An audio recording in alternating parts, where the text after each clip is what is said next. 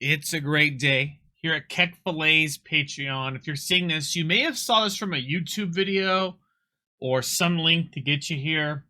And I'm doing a law guide. I was considering making it cost you money, but I've decided just to make it free off the get-go. Man of the people, right? My results are actually pretty decently locally on the sim. At a regional that I went to, I did well in side events. The main event, I did go 6-4, and then switching up the list. Honestly, a little unlucky with my matchups that I saw, but here is like a full law guide, and I'm just gonna go through this, guys. In this guide, it's kind of interesting. You can read through this guide for free on my Patreon. This is just me reading through it for you. So you can just read it without me, but this is an easier way to do it. Okay. So the law guide for lazy gamers. What to expect, really, is you're going to get a deck list. Breakdown for what actually matters, which is your mulligans, your searching, your curve, the lethal lines, and that's another video for that. So you guys may have to click on another video just to get there. And then matchups, and I do not have video examples of the matchups, but I will be posting some video gameplay in a YouTube video. So, I just want to make it easy for you to read. If you don't like reading, you can watch the guide here, guys. You're gonna click this link. You're probably already watching this if you click this link. So, with that, you're gonna start reading here. Number one, why play Green Yellow Law? And my thing is, he's a consistent leader with a win condition that's actually really aggressive. I prefer aggressive decks because sometimes you can just beat your opponent before they even get their foot down. And you do need to know the main thing is you need searchers. Searchers win you the game. It's actually our biggest weakness is if we draw no searchers, we just can't win. If you don't draw searchers in a bad matchup, it's probably impossible to win. But we play 11 to 12 searchers at any given time, so it's fairly likely, and those searchers also grab other searchers in case. Right? The reason why it's important, you do a lot of flicking abilities where you'll pick up the searcher, and you maybe just play it back down, or even like a green law that picks up green law, plays it down, draws you a bunch of cards, right? I know this is a lazy guide, but for the love of God, read all of your cards, know what they do. Trafalgar Law, I'm going to read this to you at the very least. With one Dawn activate main, if the total cost of your characters is 5 or more, you return one of your characters to the owner's hand.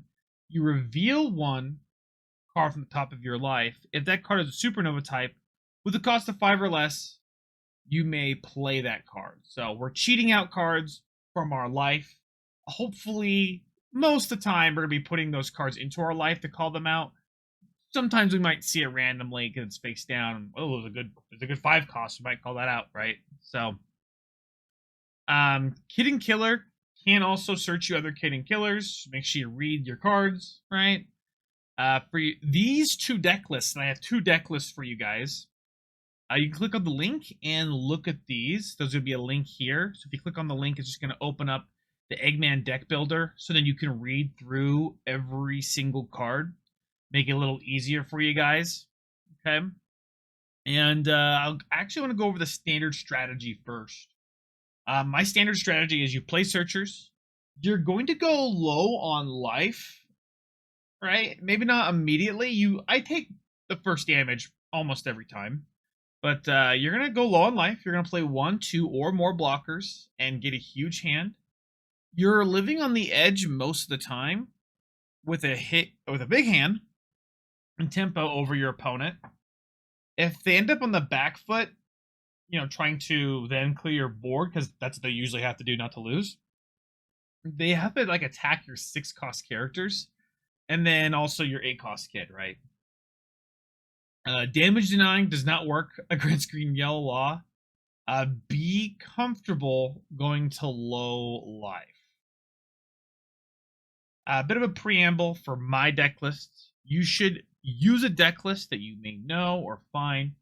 Customize it from there to fit your comfortability. There is no set for sure thing. This first list, I've been playing this list a little bit. I was doing a list very similar to it for Vegas. And this list, exact list, went second in EU, even though EU is kind of a strange region, right? Good players beware. Yeah, it's good. The main thing is between these two deck lists, some run 7 Law, some don't. In my YouTube video, I'm going to talk a bit more about the deck list, so I'm not going to go too far into it, but I'm preferring this one now because 7 Law is actually pretty good. And here's this, if you guys wanted to copy the deck list and put that into the sim. Now, this deck list, the no 7 Laws, you can click on this to look through it. It plays some Dashigis in here, so you can play around things like 9-drop Shanks or other removals. It'll just rest it instead. It doesn't come up that often, realistically, right? And with that as well, guys, yeah, there's no 7 Laws. We just play out more things like 5 Law, which is pretty good, and playing another Bonnie here. Honestly, a pretty fair deck in general. You are playing 2 Hody Jones. I want to say a small effect of 2 cards. Okay, Hody Jones obviously is super good. Uses the finisher. It's hard to play 2 Hody Jones in one game unless you're playing against Blackbeard, right? Just the fact that you have the accessibility to 1 Hody Jones usually makes it so your opponent has to play around it, which really messes them up. But a lot of time they'll put you in a situation where if you have Hody Jones, you win, and you just don't have it, so it just kind of depends. Another card that's really good that should always be a 1 of is Room. Room is so good. You get to 1 or less life, you can stand up any 5 cost or less Supernova or any XE character. Sometimes you may even like stand up your Cavendish because they're attacking your Cavendish, and you'd rather just keep it and they put you to 0 life, and then you play out an 8 cost kid while using your Cavendish. It's pretty good. It's pretty good. Also, when they go for lethal lines, the extra 2k counter, you can like block an attack and then 3k counter out and stuff to block her out. It's fairly popular. The deck list is also here if you guys want to copy it and put that in the sim. I like this a lot. Actually, I think a lot more people prefer this list right now than the 7-drop Law, but that's it's just kind of what's going on. I think the 7 Law does have its ways around. So now to break down what actually matters, do you go first? Do you go second? What are we mulliganing for, and how do we use this deck? First of all, I personally like to go first, but you can go first or second. With the defensive build, I have been liking going second more. With the build with all the laws, like the 5-drop laws. But with the 7-drop Law build, I will usually fight for going first because getting that 7 Law on curve is just really good, right? Early game and tempo is what we play this deck for. It explodes at 5, 6, 7, 8 Dawn. That's how we use the deck. We explode on these 5, 6, 7, 8, 9 Dawn turns, right? Cheating out cards from life and attacking your opponent is going to set you up to win. Okay. So first of all, I'm going to go over the mulligan because this is what happens before. We already established first is really good, second's good, but it changed a little bit what our curve is going first or second. Actually, it changes a lot if we're going first or second, what our curve is. Okay. First of all, the mulligan, we're looking for searchers, like purely search. If I saw like these 2 cards and no searchers, I'd probably mulligan it. I'm looking for Luffy's and Kid Killers, right? Bonnie is an okay backup here. That's why we have it here. I might mulligan if the rest of the hand, I maybe keep the hand if the rest of the hand's good and I have a Bonnie. But if I don't have any of these, I'm definitely mulliganing. A little bit of a tier list, which actually might help out, guys. Searchers, Laws, 1-drop Beige is good, 2-drop Beige is good, and Bonnie. We're never mulliganing for cards like 8-cost Kid, 7-cost Law, 7-cost Hody Jones. We're not mulliganing for them. We're hoping just to draw into them, especially if they're supernova cards. We can just search them anyway. So the curving going first and second. Going first, my ideal choice, right? You want to get a searcher out and play those up and get to your 5 Dawn turn. You'll 99% of the time take the first damage. More bodies out, the better for your 5-cost law. And sometimes you have to play out like weird cards just to do that. And I'll tell you, if you have like a choice between playing the law or playing a Cavendish, okay, you'll play the law if you have a lot of bodies out. You'll play the Cavendish if you don't have a lot of bodies out. Because when you use the law ability, you'll end up picking up a card and playing it down, and then you have nothing to pick up with your law other than like a really good card, which you don't want to do that. So you end up just kind of sitting there like, oh, this could have been a Cavendish instead. So you do want to set up your 7-drop on curve when going first as well. And hopefully you have like already a searcher down, right? So you can pick that up, play out the law. It's gonna be a fun time, right? So first curve, first 3 Dawn. You're gonna 1 and 3 Dawn. You're gonna use as many searchers as possible. Maybe play out a 2-cost beige if you have nothing else to do. But search as much as possible here. Swing 5, swing 6, maybe, right? And then on 5 Dawn turn, this is where things really explode. You're gonna Cavendish into a beige, into leader ability, into law. Sometimes you don't have this beige, and you'll just leader ability this Luffy in your hand, and you'll have sometimes you have the law in your life, but you'll just pick up whatever and then play down this Luffy again to search another card, especially for your 7 Dawn turn when you're really looking to 7-drop into some other 5-drop that's actually useful, right? Obviously, we don't want 2 5-drops on curve. That's pretty awful. But this is generally our first Dawn going first curve, right? With going second, this is where you kind of have to be pretty lucky, actually. But if you aren't, we can recover pretty well on your 6 Dawn turn. Because kind of pretending we're on our 5 Dawn turn, but a little extra, literally an extra Dawn room. On your 2 Dawn turn, you just need to get to 2 Dawn worth of characters out. So that could be a beige. Kid Killer is the best. 2 1-drop Luffys is better, right? Even a 1-drop Luffy and to a Bonnie is okay. If it's not worth getting out, you cannot use your leader ability on 4 Dawn turn, so just consider that, right? If you can on 4 Dawn, use leader ability with a 3-cost Bonnie or a 1-drop beige with playing out like maybe a 2-cost or 2 1-costs, right? Especially if you have green law in your hand, you want to get out as many bodies as possible so that you can use and flicker the green law. If this really fails on that, your 6 Dawn turn, like if your 4 Dawn turn fails, on your 6 Dawn turn, you can do a whole lot more. It's just like your 5 Dawn turn, right? Note on your 8 Dawn turn, you may want to set up 8-cost Kid. So be prepared to have Cavendish in a safe area.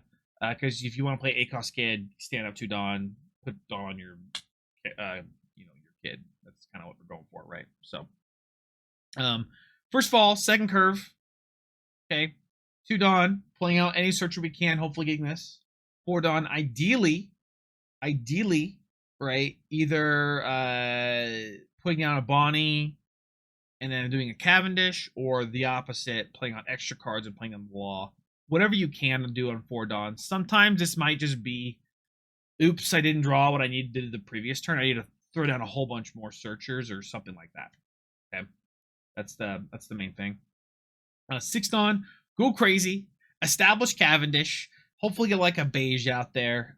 Set up 8-cost Kid. Do what you can, right?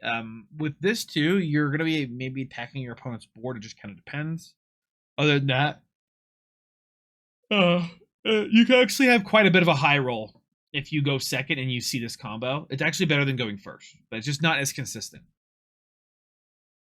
I guess the question is, what should I search, right? What should you search? By going by what your plays are, going first or second, grab what you want, and then you may want to take risks of grabbing something and leaving other things alone. So I know that sentence didn't make a whole lot of sense, but depending on if you're going first or second, grab what you need. Okay. Play a lot of games. Understand that, number one, I think Cavendish is extremely important, right? When searching things. 3-cost Bonnie or 1-cost Beige is pretty dang good. Pretty dang good, especially set the Cavendish. 5 cost law allows you to flicker a lot of things. Sometimes I'll even choose this over other things if you have a searcher, because it'll set you up to find those other things later, right? And then other searchers is also very good. Also on top of that, 8 cost kid, you only play 2. This is a great 8 cost kid deck. You want to just eventually grab that, or even maybe prioritize it if your matchup's pretty based on winning with 8 cost kid. Right.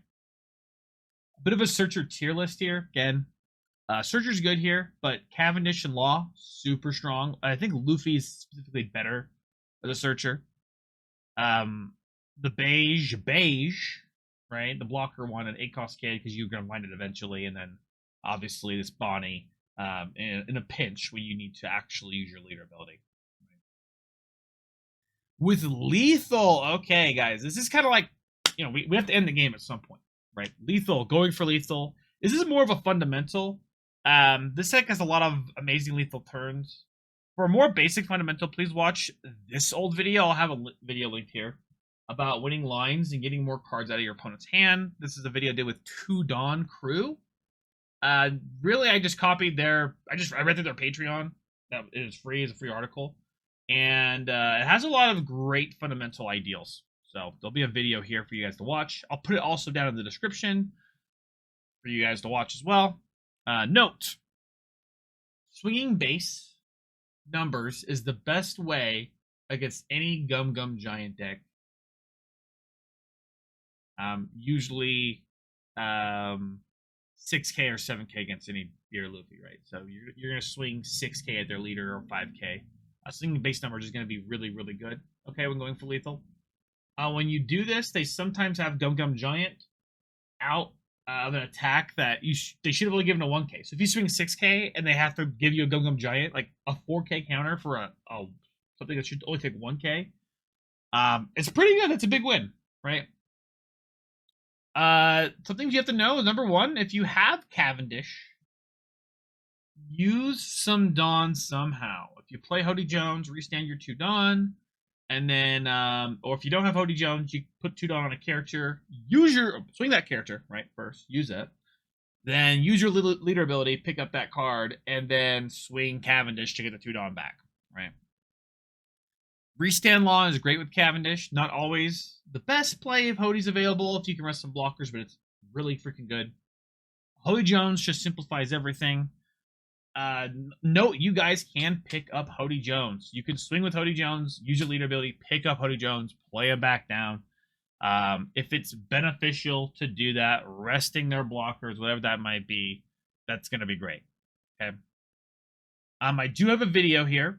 Watch this video here. Okay. It's in the description down below. It's in the Patreon links as well, but it's in the description down below. Watch this for lethal. It's a lot of lethal examples. Some matchup help. I'm just kind of go over some things. I do want to say in general, right? I can maybe go to the bottom here. Most matchups do a standard curve. Be aggressive. If your kid can live, play a kid. If your kid can't live because the matchup's like ridiculous, be aggressive. Get down 7 costs and play tricky and beat your opponent. Okay. But matchup wise, against the mirror, I like going second. First is good because you want a 7 law right away, but you can get Bonnied out of it, which is actually what I've experienced. So 7 cost law is pretty good here. If you can 5 Bonnie, like on your 6 Dawn turn, if you went second, and they can't 7 law right away, it's pretty annoying for them, right? Some laws do not even play Bonnie anymore, so it's kind of something maybe you don't need to worry about, but it's just there. Just keep that in mind. 8 cost kid is really, really freaking strong. I suggest either hitting them fast enough that they lose too many cards, or outlaw them and drop your own kid, right? Kids actually gonna win you a lot of this matchup, in my opinion. I've actually had games where I'm losing and I play a kid and I just won, or the opposite where I was winning and they played a kid and I just lost. So just keep that in mind. Blue purple Luffy, or up dog as I call it. You can mix it up going first or second. I like first. Just be aggressive as possible. You do have to keep in mind pudding. They may just pudding you because they have nothing else to do. But searching is just really important to get your normal combo plus seeing your 2-cost beige. The 2-cost beige is actually so important because this deck plays so much annoying removal. And really use whatever you have in your hand for every turn. 8-cost Kid may be your last resort. It is fairly effective, but just being aggressive as possible, that deck kind of just folds onto itself. You're going to find you have a winning matchup into this deck list most of the time. I think their best strategy is to go aggressive as possible and beat you. And just keep in mind, you may have to guard out of like a weird attack or two. Buggy. Going first and taking that away from them because they also like first. On their 5 down turn, they can use their lit ability and just go crazy. If you are first to go second, you can try to 5 Bonnie them on your 4 Dawn turn if you get the combo. You do want to note you can't stun a Dawn that is attached because they may just put all 3 Dawn on like their leader and swing. And then you're just like, you just played a Bonnie for no reason. I've been a victim of that myself, right? So if they do rest 5-cost or more body, you want to just swing into that and take up their hand and eat that up, if it makes sense. There's going to be times you have a better curve play, you either just hit their face and just don't care. But if you can remove or eat their hand up to where their 10 drops really suck, and they can't even get their 10 drop out without it being bottom deck, then do that, right? But realistically, we're racing them. We're racing before they can get out 10 drops or a 10 drop that actually matters, or 2 10 drops, right? So it's my main thing I like to say.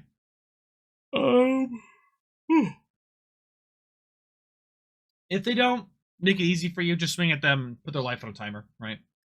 Beige is actually semi-important, at least at 7 Dawn plus.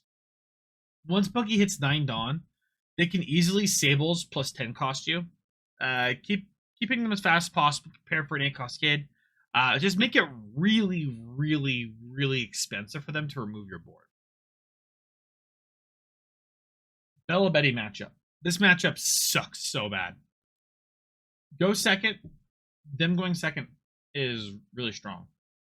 If they just see it, it's almost unwinnable. However, your X-Drake can really come in handy. Any removal like Zeus is great. Utilize your blocker laws and keep removing the board. You do have 2 strategies. They both suck. But you close your eyes and you just go aggressive as possible at them until they just lose. Praying no triggers come out and praying you have enough counter to live through whatever. The second strategy, only attack their board. Do not attack their life. Don't give them cards in hand. And potentially wait for 8-cost Kid. I prefer the denying strategy, but in my opinion, they both suck pretty equally. They don't brick a lot. And if you just give them less options and cards in hand, they might brick a little bit.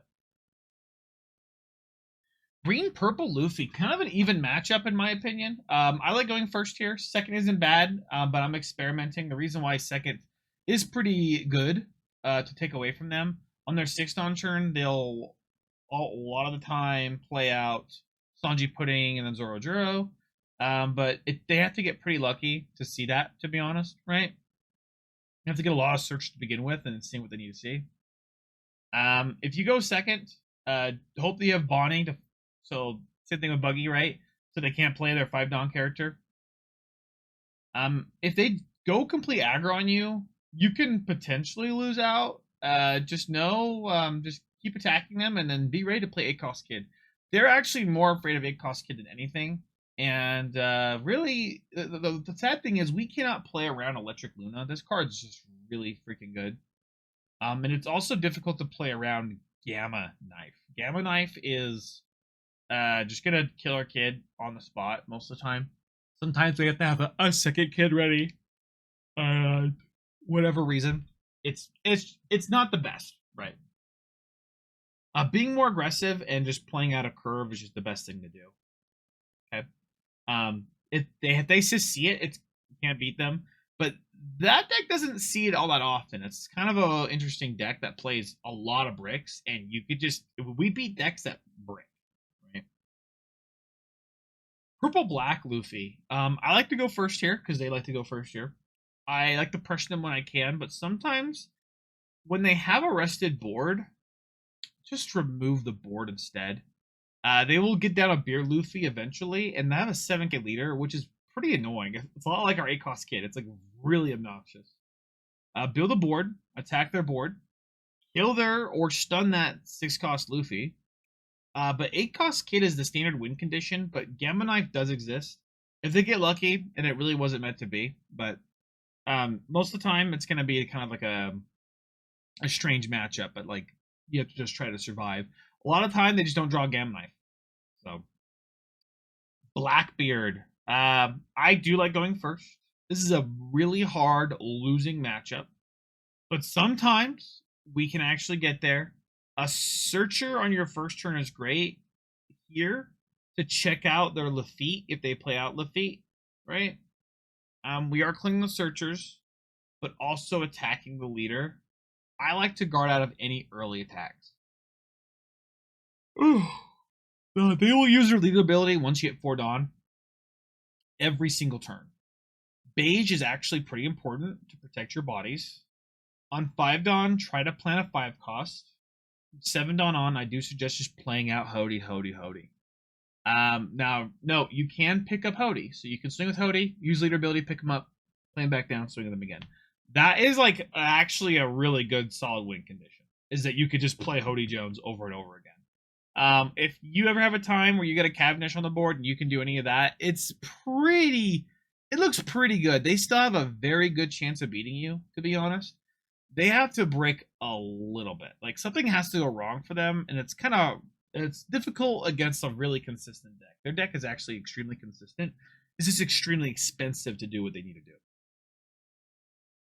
Again, kind of went over most matchups before, but that actually, guys, that's the end of the guide. I'll be having, if you haven't seen it already, a YouTube video where I do a bunch of just sim games. Should be fun. But yeah, I want to do more with this, come. But thank you all for supporting me. Thanks for reading this. See you all in the next thing. Ciao.